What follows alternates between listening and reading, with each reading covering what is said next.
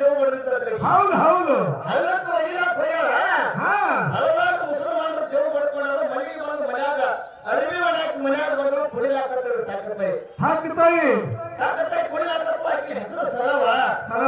ಬ್ರಾಹ್ಮಣ ಮನೆ ಹೆಸರು ಹಂಗೆ ಇರ್ತಾರ. ಸರಸ್ವತಿ ಅಂತ ಹೆಸರು ಇತ್ತು ಗಂಡ ಕೇಳಲ್ಲ.